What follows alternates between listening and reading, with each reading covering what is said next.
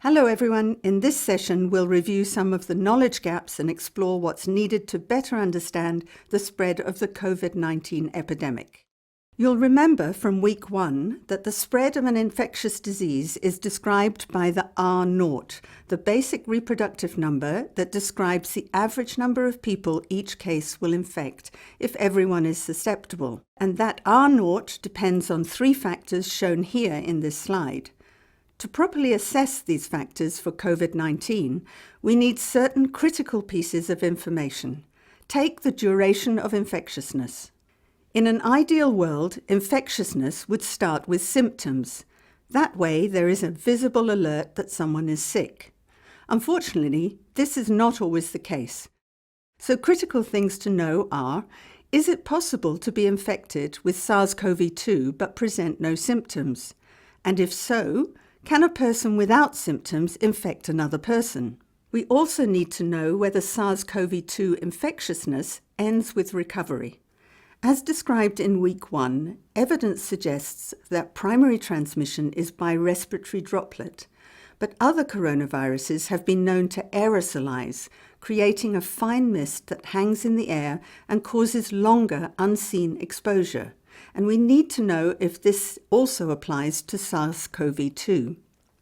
There is also a possibility that SARS-CoV-2 virus might transmit via other body products. Researchers recently found virus genetic material in stool samples, while during the 2003 SARS epidemic, transmissible virus was found in respiratory droplets, stool and urine from 2 to 4 weeks after the start of symptoms. We also need to know how long SARS-CoV-2 can survive outside the body. Work with other coronaviruses shows that droplets landing on surfaces, toys, tables and such like can retain virus for up to a few days depending on temperature, humidity and light, and can be important preventable transmission routes. Fortunately, coronaviruses are sensitive to heat, so normal cooking temperatures and good food hygiene should prevent transmission through food. Another important parameter in spread is who is still at risk and are they exposed to the virus. In a location without cases, the number of people still susceptible to infection will be large. Where there have already been cases, there may be many who are already infected but mildly and so not reported. Experience also suggests that people who've been exposed to other coronaviruses are immune for a period after illness. But how strong and how long that natural immunity is with SARS-CoV-2 is unknown and will underpin the risk of any second wave outbreaks. For this, seroepidemiological studies, which identify infection from the presence of antibodies in the blood, are needed.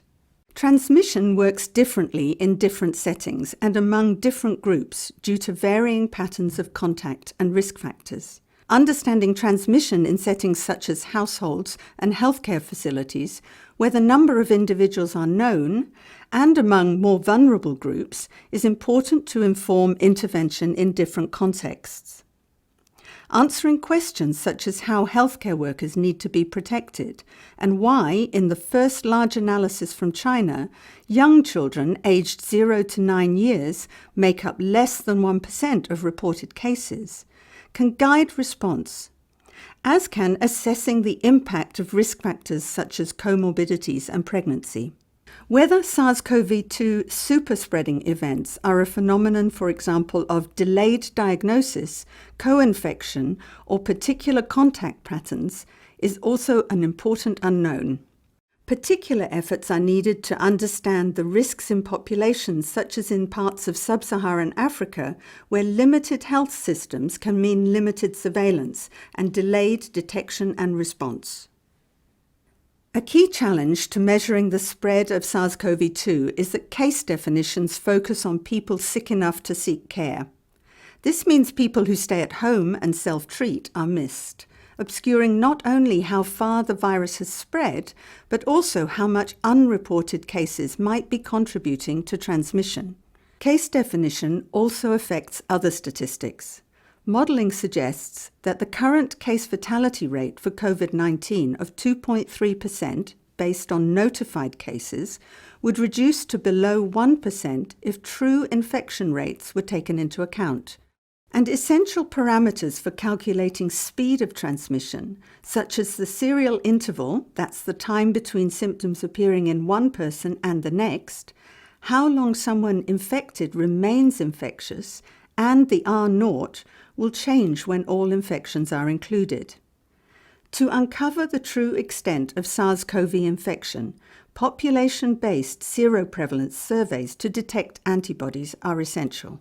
In summary, to better understand the potential for the spread of SARS-CoV-2 in different geographies and contexts, and in the most vulnerable populations worldwide, we need to determine the R0, establish the proportion of those infected that develop symptoms and seek care, find out the duration of infectiousness and its relationship to symptoms, investigate the main routes of transmission and see if there are any other rarer routes, establish the risk factors for infection and severe disease, and identify risk factors for super-spreading events.